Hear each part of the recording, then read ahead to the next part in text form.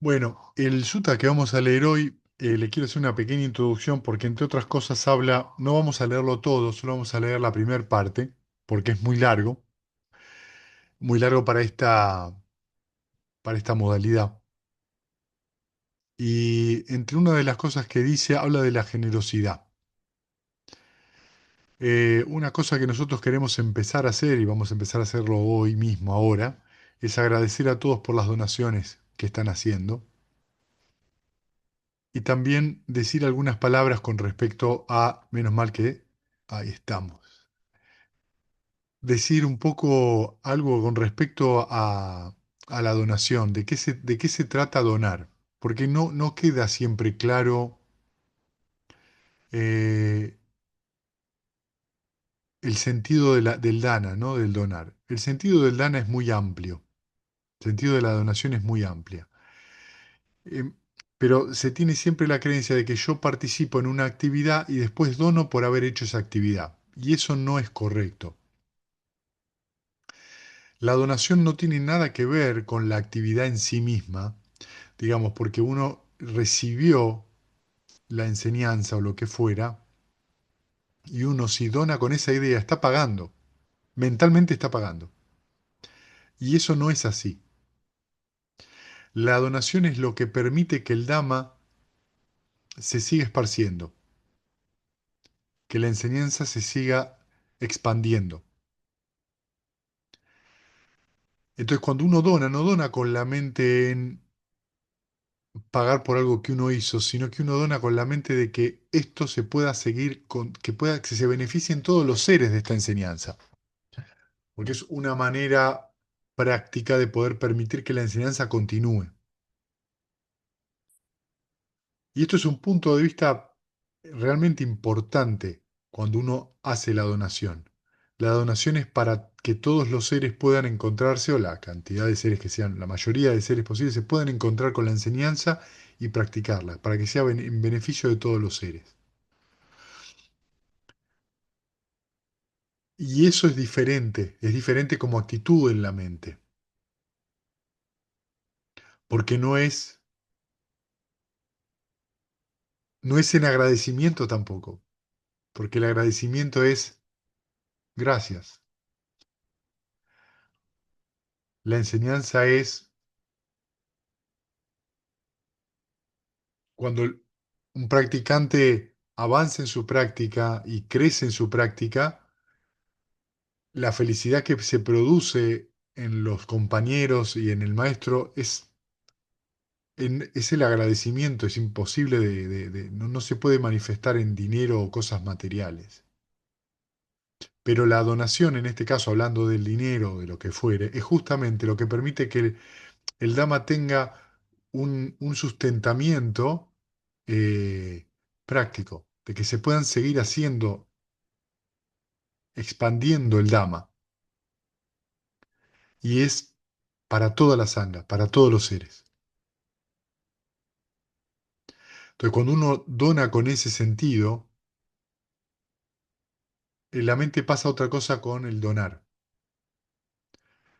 Porque después no solamente uno, ahora corriéndome de la donación económica, es ¿qué pasa cuando yo le regalo una sonrisa a alguien que no está bien? Cuando le regalo un abrazo, cuando lo escucho, le estoy donando mi tiempo y mi atención.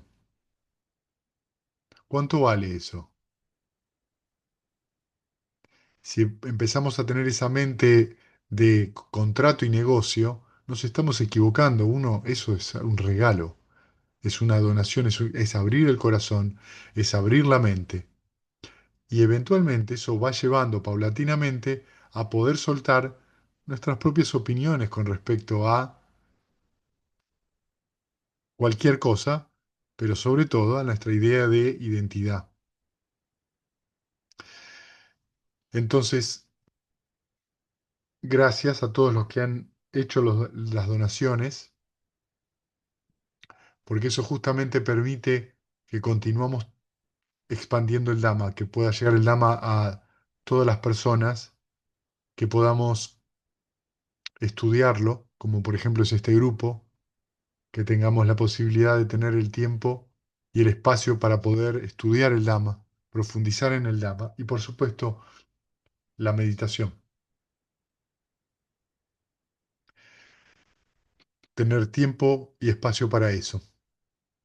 Bien, voy a compartir ahora pantalla, espérenme un segundito.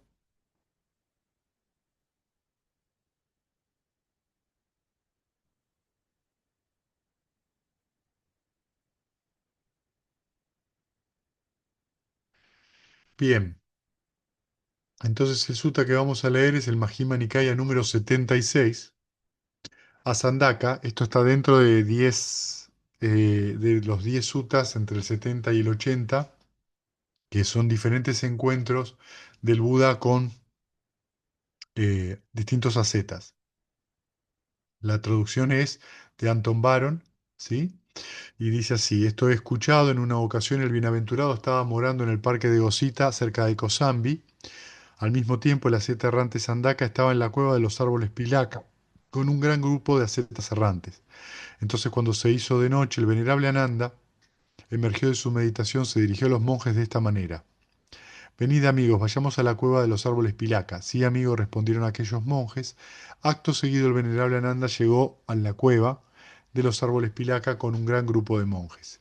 En ese momento, el asceta errante Sandaka estaba sentado en medio de una gran asamblea de ascetas errantes, quienes hacían mucho bullicio y tumulto, con sus ruidosas charlas sobre los temas superfluos, tales como las charlas sobre reyes, ladrones, ministros, ejércitos, peligros, batallas, comidas, bebidas, vestimentas, camas, guirnaldas, perfumes, parientes, vehículos, aldeas, pueblos, ciudades, países, mujeres, héroes, calles, pozos, los muertos, las bagatelas, origen del mundo, origen del océano, que las cosas son así y no de otra manera.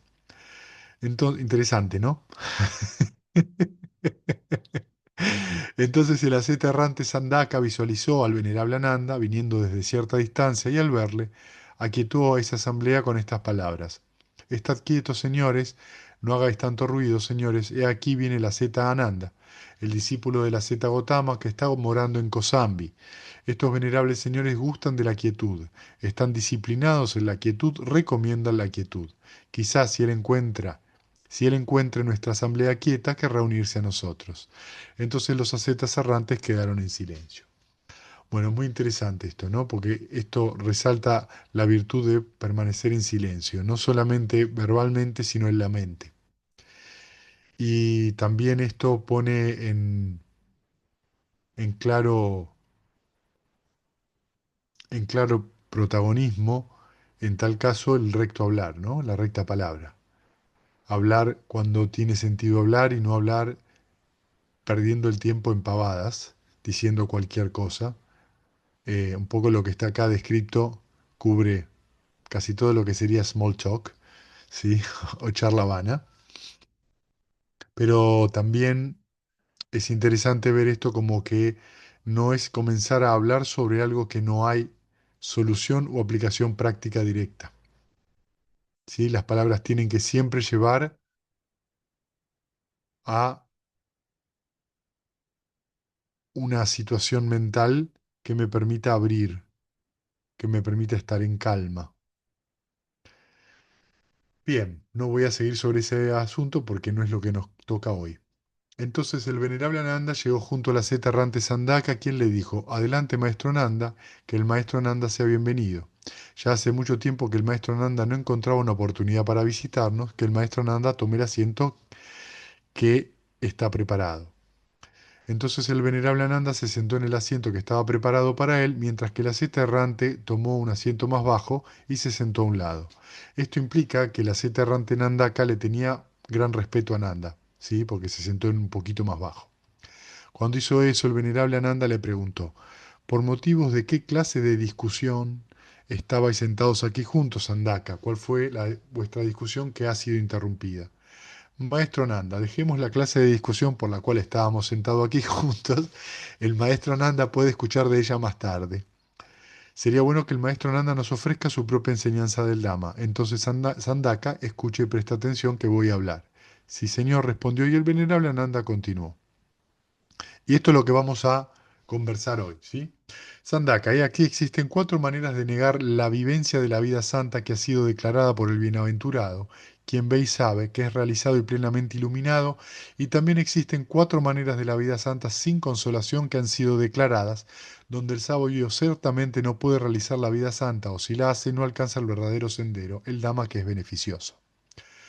Pero maestro Nanda, ¿cuáles son esas cuatro maneras de negar la vivencia de la vida santa que ha sido declarada por el bienaventurado, quien ve y sabe, que es realizado y plenamente iluminado? Y también, ¿cuáles son esas cuatro maneras de la vida santa sin consolación que han sido declaradas donde el sabio ciertamente no puede realizar la vida santa, o si la hace, no alcanza el verdadero sendero, el Dhamma que es beneficioso? He aquí, Sandaka, algunos maestros sostienen esta doctrina o punto de vista. He aquí no hay nada dado, nada ofrecido, ni nada sacrificado. No existen frutos o resultados tanto de las buenas como de las malas acciones. No existe ni este ni el mundo ni el venidero. No hay madre ni padre, ni tampoco los renacimientos espontáneos de los seres.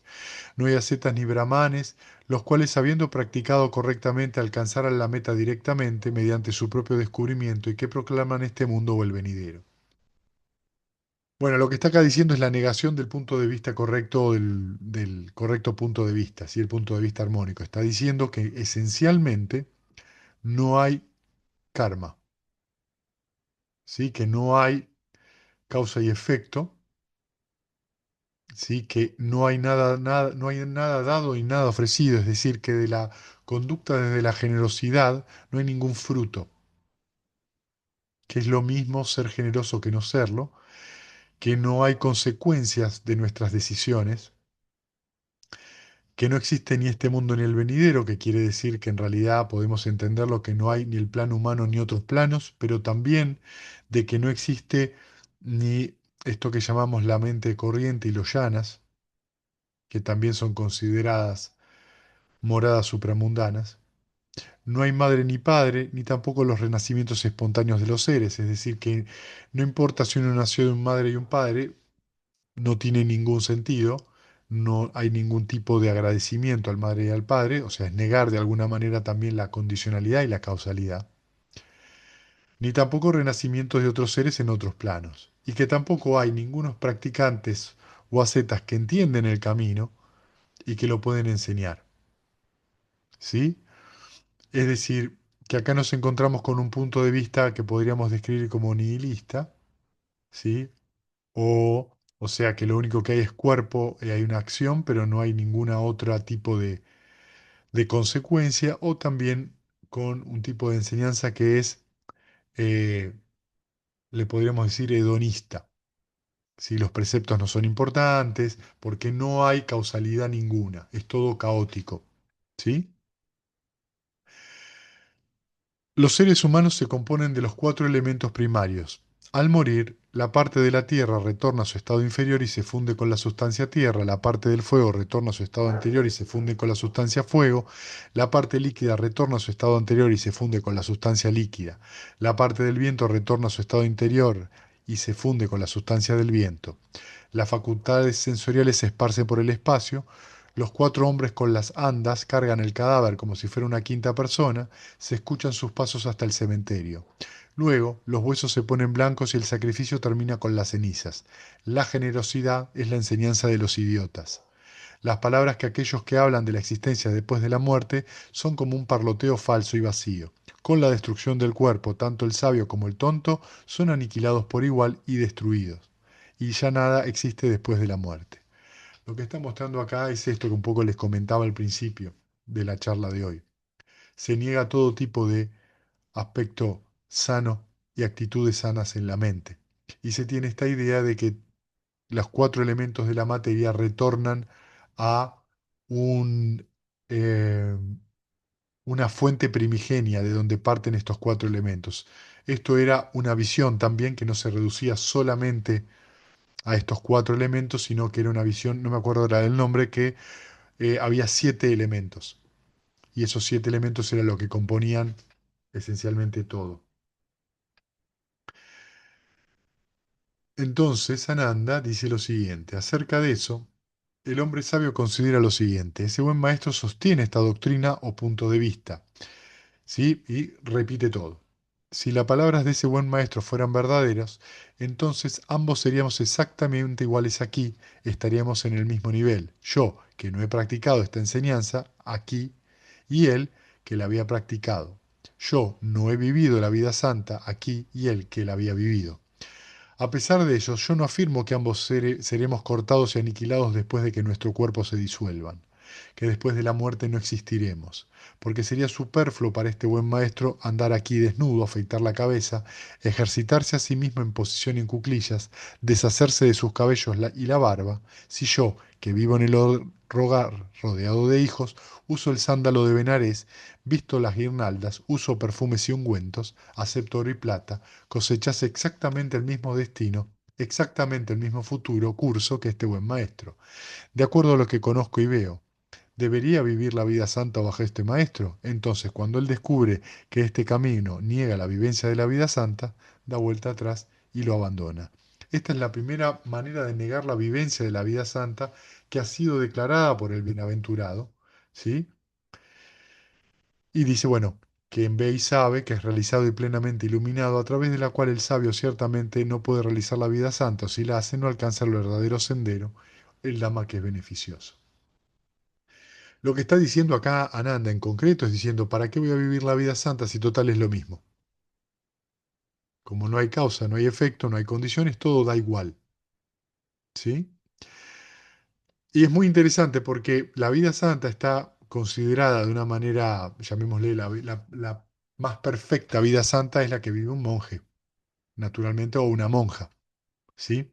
Pero el laico también puede vivir una vida santa, ¿sí? En muchos sentidos.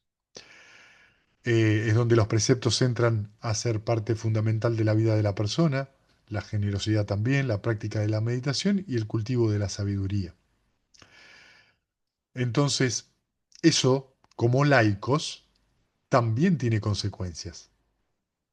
Porque sería lo mismo decir, es lo mismo un laico que practica siguiendo los preceptos, practicando la generosidad, meditando y cultivando la sabiduría, es lo mismo que si no lo hiciera. Y es muy curioso porque esto no necesita mucha reflexión. Cualquiera de ustedes que piense un poquito sobre eso y sobre el cambio que se produjo en la vida de cada uno, siguiendo estos cuatro bases del entrenamiento, se da cuenta que la vida le cambió. O sea que es como algo muy, muy sencillo de ver a veces. Además, anda acá. Algunos maestros sostienen esta doctrina a punto de vista. Para alguien que hace cosas e instiga a otros a hacerlas, para alguien que mutila o instiga a otros a que mutilen, para alguien que quema o instiga a otros a que queman, para alguien que inflige penas o instiga a otros que las infligen, para alguien que atormenta o instiga a otros que atormenten, para alguien que intimide, para alguien que mata, que irrumpe dentro de las casas, saquea las riquezas, comete asaltos, hace emboscadas, comete adulterio, habla falsamente, no existe mal que podría ser hecho. Si alguien con una navaja bien afilada convirtiera a todos los seres vivos de la tierra en un montículo de carne, no habría mal alguno que pudiera venir como resultado de estas acciones. Si alguien estuviera caminando a lo largo del río Ganges, matando e instando a matar a otros, mutilando o instigando a otros, quemando o instigando a otros, no habría mal que pudiera venir como resultado de estas acciones. Si alguien estuviera caminando a lo largo del río Ganges, regalando cosas e instando a otros a que las regalaran, haciendo sacrificios e instando a otros a que hicieran sacrificios, no habría mérito alguno que pudiera venir como resultado de estas acciones. En la generosidad, en el autocontrol, en el correcto hablar, no hay mérito alguno que podría venir como resultado de estas acciones. Bueno, acá está hablando claramente de las dos primeras etapas que estaba hablando antes, generosidad y preceptos.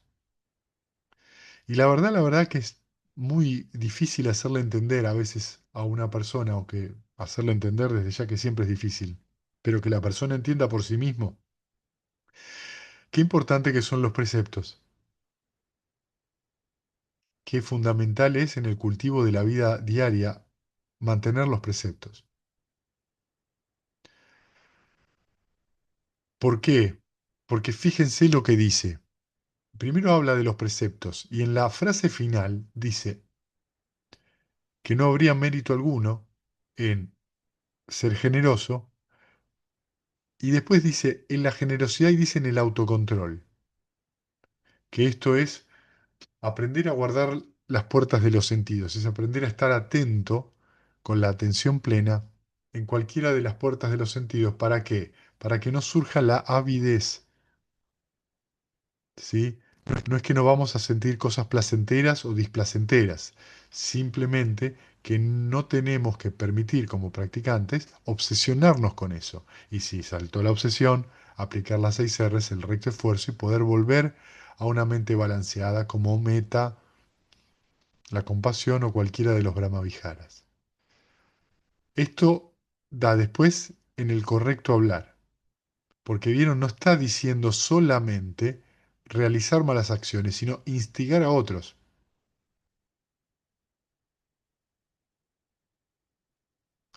Instigar a otros es, vieron que no está eso en el precepto tal cual.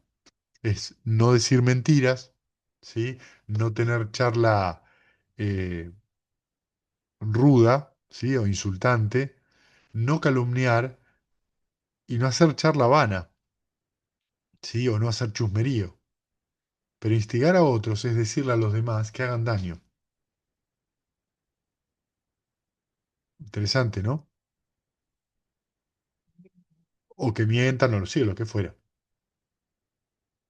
Entonces, de vuelta, fíjense que repite de vuelta Ananda lo mismo. Si esto fuera así, y observáramos esto de la misma manera, da lo mismo que yo siga los preceptos o que sea generoso. Y total, no hay ninguna consecuencia.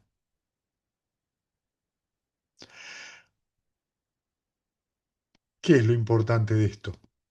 Lo importante de esta cosa es observar cómo está nuestra mente en el presente y poder aprender de eso. Entonces, si yo lo que realizo es beneficioso para mí, es beneficioso para los demás, es beneficioso para ambos, como dice en el Majjhima Nikaya 61, tengo que repetir eso. Eso está bueno. Meditar es escaparse del mundo. La verdad que no. Meditar es, si uno se pone a meditar y en su mente surge en el amor benevolente, uno cultiva la atención, uno termina de meditar y continúa con esa misma actitud, estás trayendo una mente amorosa, paciente al mundo. ¿Cómo eso no es un acto de generosidad para los que te rodean?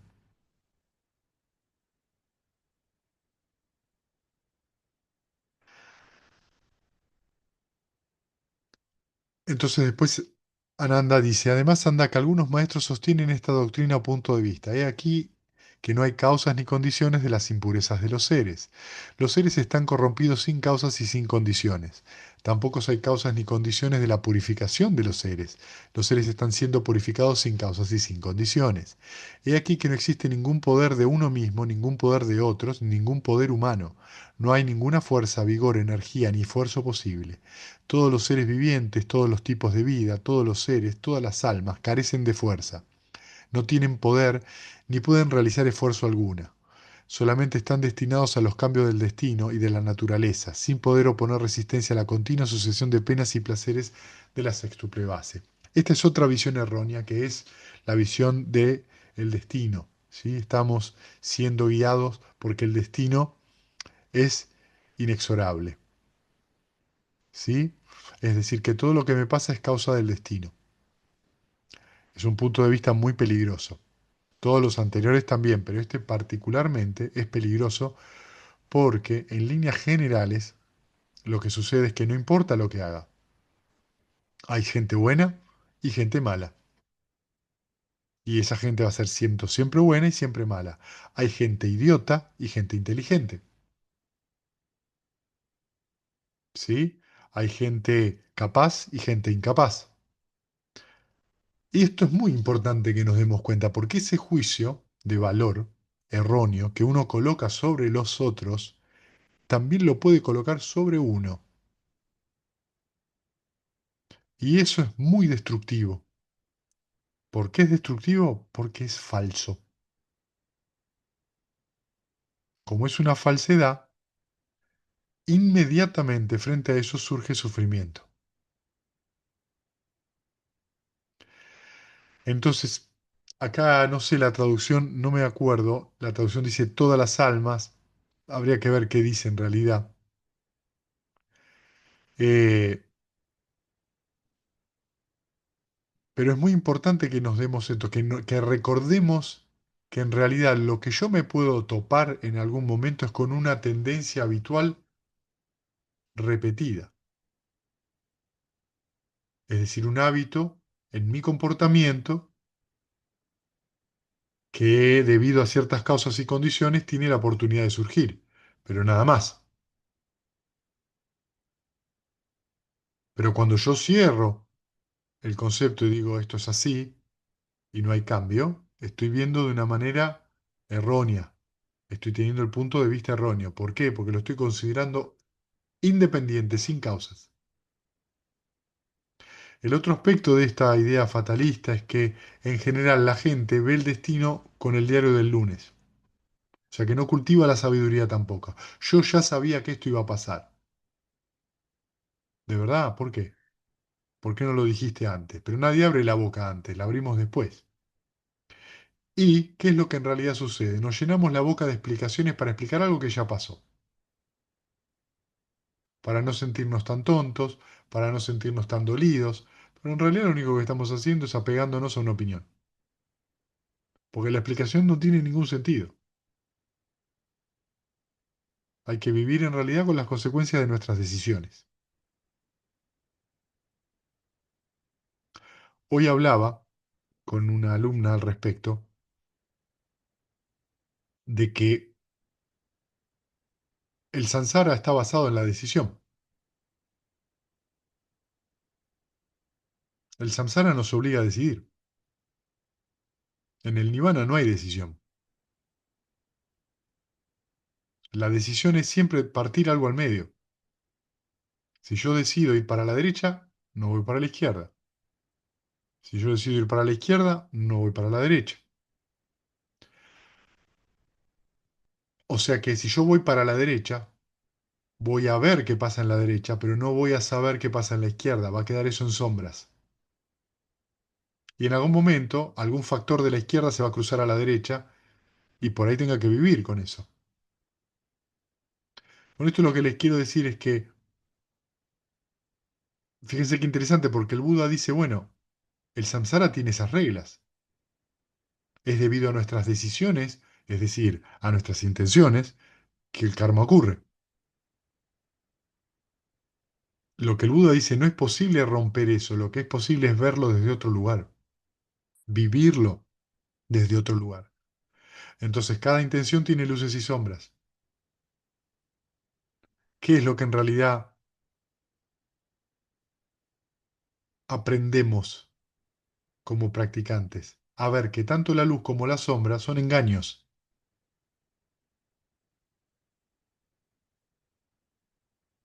que no es ni una cosa ni la otra, que eso simplemente es placentero o displacentero, y eso es todo. Sin embargo, sin embargo, tenemos que valernos de lo que nos ofrece el samsara para poder cultivar el camino. Yo tengo que saber qué es un estado mental sano. Yo tengo que saber qué es un estado mental placentero. Lo tengo que saber, lo tengo que experimentar para poder tomar otras decisiones. Pero fíjense que ahí donde viene lo interesante. Porque el Buda dice, también tenés que saber qué es la atención plena, que es recordar que la mente se mueve de un lugar al otro. Y va a cruzarse el camino de pena a alegría, de sufrimiento a sabiduría, va a andar haciendo ese movimiento.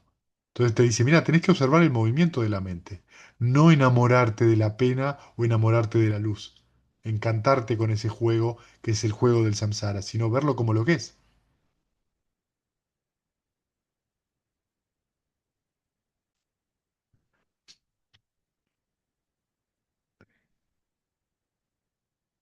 Cada vez que en nuestra mente se forma un concepto sólido y dejamos de ver el fluir de una causa y una condición en un fruto que a su vez va a ser causa y condición de algo más, cada vez que dejamos de ver ese movimiento como inestable, sufrimos, porque hay alguna identificación en alguno de esos, en algún momento de ese proceso. Yo soy malo, yo soy bueno. Saqué una foto de un momento y esa foto la considero la realidad. Y ahí es donde me equivoco. ¿Por qué quiero decir que me equivoco? Porque ahí estoy teniendo una visión errónea. La foto es independiente de las causas y condiciones.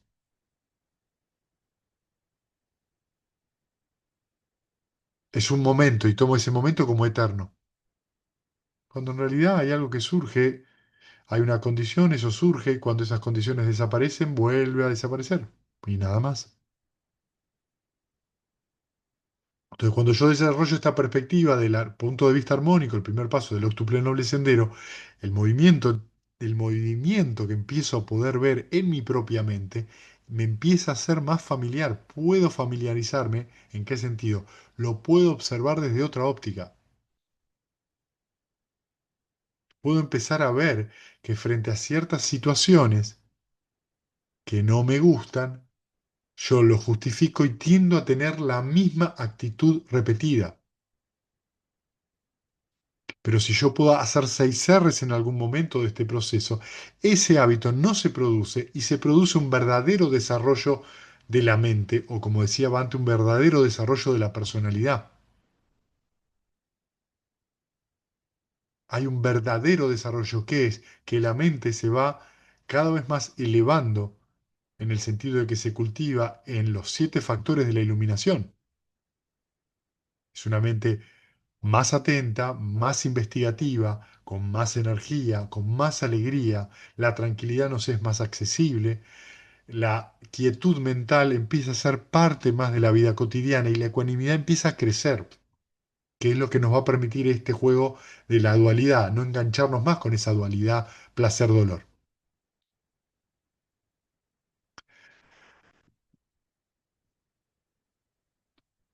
Entonces, repite lo mismo, ¿no? Y fíjense, al final viene con el último, el cuarto, ¿no? Dice, además, Andaka, algunos maestros sostienen esta doctrina o punto de vista. He aquí existen estas 7 sustancias, no hechas irreducibles, no creadas, no producidas, estériles, firmes como el pico de la montaña y estables como un pilar, sustancias que no se alteran, no cambian, no interfieren unas en otras, incapaces de causar las otras placer, pena ni ambas cosas. ¿Cuáles son estas 7 sustancias? Tierra, agua, fuego, viento, placer, pena y el alma. ¿Sí? Esta es una visión, o sea, lo que está hablando el Sutta acá son de las 6 visiones erróneas, los 6 puntos de vista erróneos. Y este es uno de ellos, que era una visión en ese momento en la India, y no sé si todavía no lo es en algunas corrientes tradicionales. ¿Sí? Entonces, fíjense, estas formas, lo que está diciendo de alguna manera, estas sustancias son no creadas, no producidas, estériles, firmes como el pico de una montaña, estables como un pilar. Y dice, entre estas sustancias no hay asesino alguno, ni alguien que podría causar la muerte. No hay oyente, ni alguien que podría causar la audición. No hay conocedor, ni alguien que podría causar la cognición.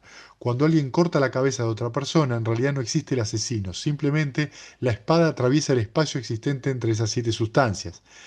He aquí, hay 1.406.600 modos de origen, 500 formas de karma, 5 formas y 3 formas, pleno de karma y medio karma.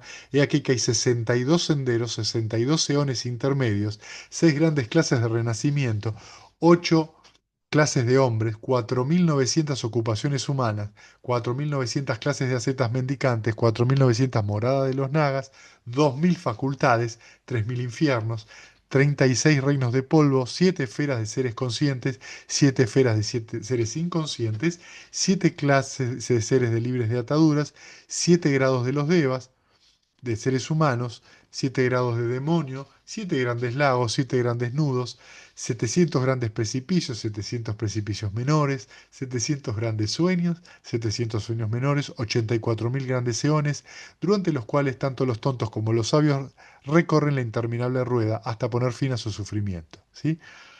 Bueno, es muy interesante esto, porque vieron, si ustedes lo leen así, en algunas cosas hay cosas que son coincidentes con el Dhamma.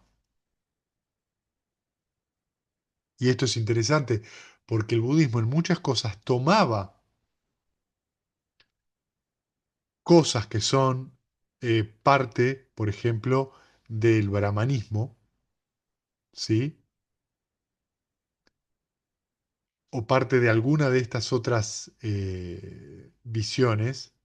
Si no me equivoco, por ejemplo, los jainistas siguen los preceptos, ¿sí? Y otras cosas no tienen nada que ver.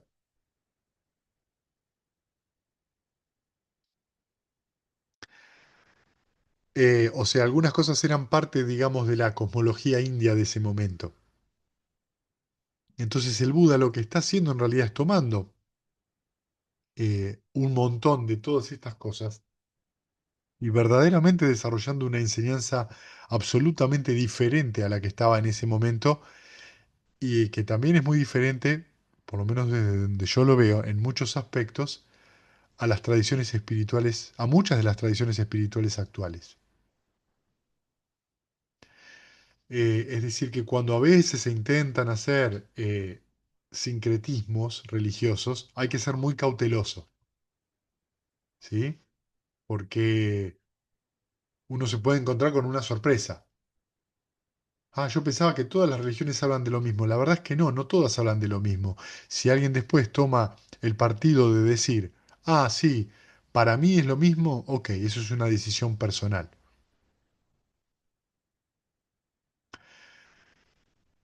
El sutta hasta acá nos muestra, digamos, las visiones, las 6 visiones erróneas, o algunas de ellas. Esta manera, también la última, también niega el karma. O sea, habla del karma, pero como podemos observar, toma una especie de idea de anatta, pero que no hay consecuencias. ¿Vieron? Porque dice, por ejemplo, cuando alguien le corta la cabeza, ¿sí? A otra persona, en realidad con la espada separa el espacio, corta el espacio. No hay un asesino, no hay un oyente. Y entonces, acá es donde nosotros nos tenemos que dar cuenta de que el budismo no es nihilista o aniquilacionista, tampoco es eternalista. Está diciendo que hay causas y efectos. Por eso se llama el camino medio. Está viendo algo que cuando hay una condición surge, un fruto de eso, y cuando esas condiciones van desapareciendo, ese fruto también desaparece. Entonces no podemos decir, no podemos ponerlo dentro del que va a existir siempre o de que no va a existir, porque esos dos puntos de vista siempre están involucrando es que existe algo de manera permanente, sino que lo que ofrece el Buda es las 4 nobles verdades en un sentido condicional, en el sentido de que el origen dependiente es en realidad la enseñanza del medio, porque surge esto, surge aquello, porque cesa esto, cesa aquello.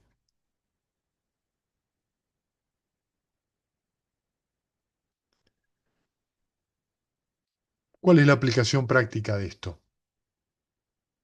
No andar haciendo especulaciones ni filosofías.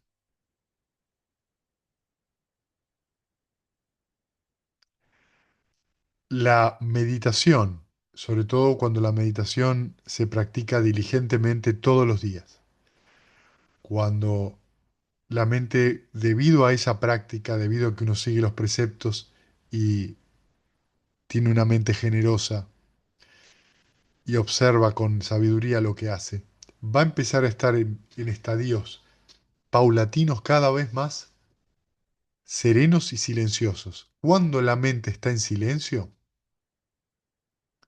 surge el entendimiento, surge la sabiduría. La palabra moderna para la sabiduría es la intuición.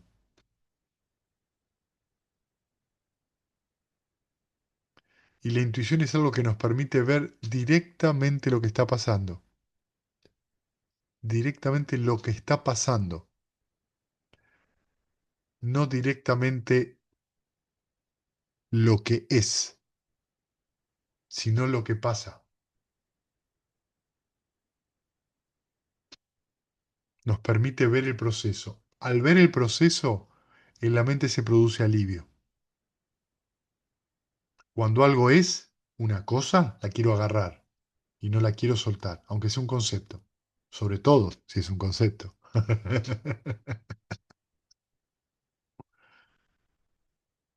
Y esto se aboca muy profundamente a las opiniones que tenemos sobre nosotros, los demás, lo que hay que hacer, lo que no hay que hacer.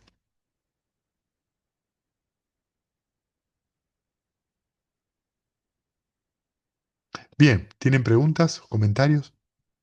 Voy a dejar de compartir.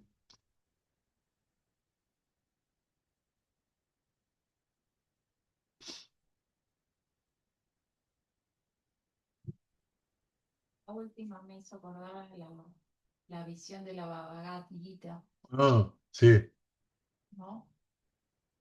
Arjuna tiene que matar porque es un guerrero y, y lo trata de convencer todo el tiempo que no mata, porque hay algo eterno, porque qué sé yo, claro, claro. ¿no?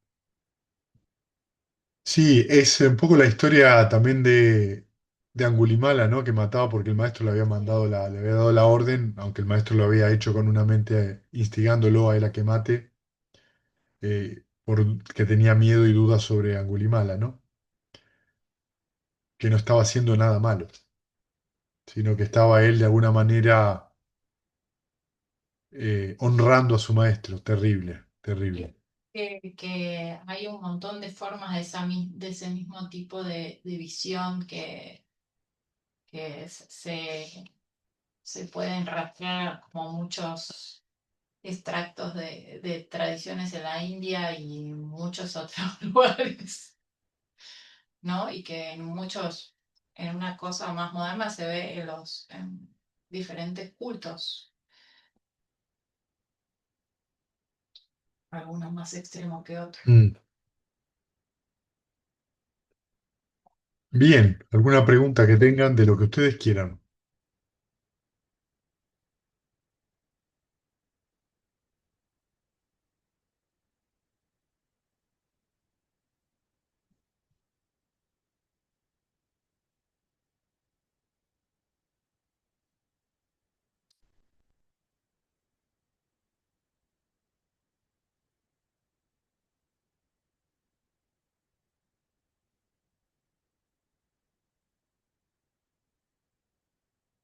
Bien, de paso les voy comentando, el sábado que viene tenemos charla del Dama y nos toca la atención plena, la recta atención. Nunca hablamos de eso.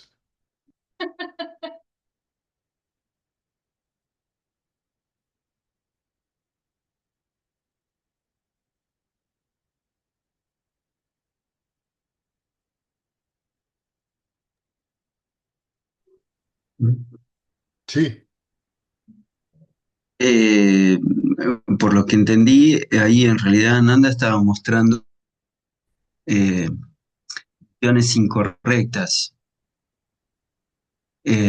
Yo entiendo, bueno, que si estoy sufriendo, no estoy parado en una visión correcta. Y por supuesto que de ahí están, bueno, recomendaciones, ¿no? De sila, samadhi, paña, generosidad. Eh, pero la idea sería cómo, más allá de trabajar con la recta atención todo el tiempo, ver dónde está mi mente, ¿no es cierto? ¿Qué recomendaciones darías para, no sé si darme cuenta, porque no sirve mucho de darme cuenta que estoy en una visión incorrecta, porque si estoy sufriendo, ya sé que está ahí. Sí. Pero ¿cuál sería la recomendación a ese respecto, ¿no? Dos cosas. La primera es, en cuanto vos te das cuenta que estás en un estado mental obstructivo, con una distracción, un obstáculo, hacer el recto esfuerzo. Reconocer dónde está mi mente, dejarla ir, relajarme, tomarme ese segundo o 2 segundos de relajo, sonreír y gentilmente volver a meta y quedarme en meta todo lo que puedo. Lo otro que ayuda mucho es la sonrisa. La sonrisa ayuda muchísimo a que justamente el estado mental no se vea arrastrado por las emociones. Porque ¿qué sucede? Cuando Buda dice que la persona mundana es muy indulgente con sus estados mentales. ¿Qué quiere decir con eso? Que se siente un poco molesto y lo que suele hacer en vez de dejar ir la molestia o la aversión, la justifica. Eso es una indulgencia. Si yo me justifico mi estado malsano, lo estoy alimentando. ¿Me dé cuenta o no me dé cuenta? Pero la mayoría de las personas creemos que cuando tengo un estado mental malsano, si yo me lo justifico, en realidad lo estoy trabajando o eh, le estoy dando vueltas. Cuando lo que tengo que hacer es dejarlo ir. ¿Qué es un estado malsano? Es cuando la mente cosifica algo, lo vuelve mío, lo vuelve yo, lo vuelve mi ser. En otras palabras, lo vuelve permanente. Como eso es una visión pervertida, en el sentido de una visión errónea, con eso quiero decir pervertido, sufro, porque hay una diferencia, un divorcio entre la realidad y la visión y la opinión que estoy teniendo. O mejor dicho, es la opinión que estoy teniendo lo que me hace ver esa distorsión. Entonces tengo que dejar ir ese estado malsano. Luego, si me surge la opinión al respecto, porque eso también puede ser, al respecto de por qué, sí, por qué no, también tengo que dejar ir esa opinión. La sonrisa ayuda para que el practicante se recuerde a sí mismo que no vale la pena andar alimentando esas acciones. ¿Para qué quiero justificarlo tanto? ¿Cuál es el sentido si lo que voy generando es existencia, nacimiento de la acción, sufrimiento y muerte? ¿Para qué quiero seguir por ese camino? Ahí es donde tengo que abrir la mano, aplicar las 6 R's y volver a meta. Y es un trabajo continuo de la mente. El practicante lo tiene que hacer continuamente. Entonces, la atención es una parte. El esfuerzo correcto, el recto esfuerzo, las 6 R's son otra parte. La sonrisa ayuda. Y eso me recupera la visión correcta. También la visión correcta o el correcto punto de vista me ayuda. Porque ¿qué es lo que me acuerdo cuando me acuerdo del punto de vista correcto? Que todo tiene causas y condiciones.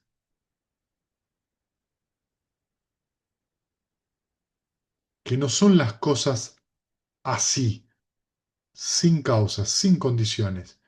No, eso va a cambiar y se va a volver o placentero o doloroso de acuerdo a las condiciones. Y es un proceso, un movimiento, no una cosa.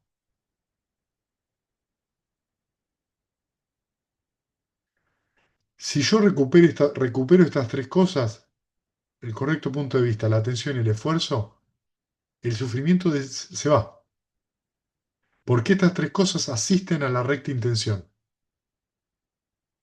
que es ser amoroso con uno mismo y los demás. Tener una mente recluida, que es hacerse responsable de esas intenciones. Y eso, ¿sabes qué te da? Paciencia. Paciencia en los momentos más difíciles. Te da paciencia porque lo que estamos viviendo es un continuo proceso de movimiento. Y nosotros lo que queremos es un regalito con un monito y que no se mueva. Pero el samsara no tiene esas reglas, mucho menos en la mente. Todo está en movimiento. Lo que hoy está, mañana no está.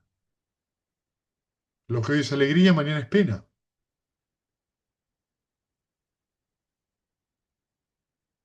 Lo que creo que es una certeza absoluta no lo es. Entonces esa recta intención lo que alimenta es karma. Primero buen karma y después alienta a dejar ir el karma inclusive, justamente a poder cultivar una acción que me lleve justamente a que no surja más karma.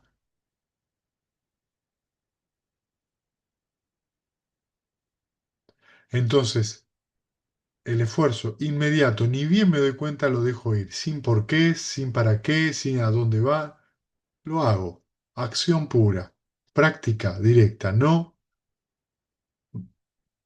papancha, no proliferación mental. Porque es en el papancha donde la idea del yo, la idea del ego se hacen carne. Porque el papancha me da nuevas sensaciones, nueva avidez, nuevo apego, nueva tendencia habitual. Y es todo un árbol con miles de ramas que no termina más y termino enganchado, colgado de las ramas. Entonces, sonreír,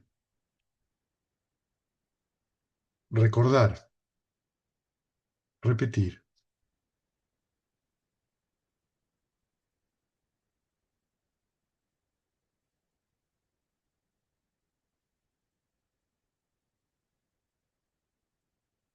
Bien, ¿alguna pregunta más?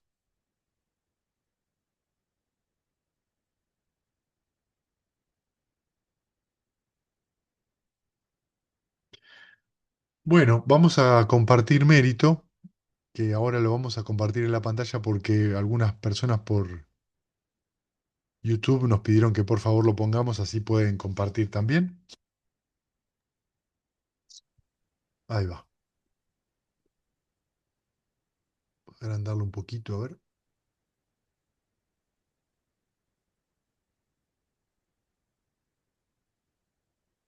Ahí va. Bien. Que los que sufren Que sean sufran libres, sean libres de los sufrimiento y los aterrorizados, aterrorizados sean. intrépidos sean. Que los Que los afligidos se afligidos se despojen de todo despojen de dolor todo y que dolor todos los y que seres todos los seres encuentren alivio. encuentren alivio. Que todos Que los todos seres los seres compartan este compartan mérito este que así hemos mérito que así hemos adquirido para el adquirido logro para de el todo logro de tipo de todo tipo de felicidad. felicidad. Que los Que seres que los habitan seres el que habitan espacio y el la espacio tierra, y la tierra, devas y devas nagas y de gran nagas de poder, gran poder, compartan este compartan mérito este mérito nuestro que nuestro por y mucho que por tiempo mucho tiempo protejan la protejan la dispensación de Buda. dispensación de Buda. Sadhu, Sadhu, sadhu, sadhu. gracias, gente. Que empiecen muy bien la semana. Gracias. Chao a todos, buena Chau. semana. Chao, chao. Chao, muchas gracias, Meta.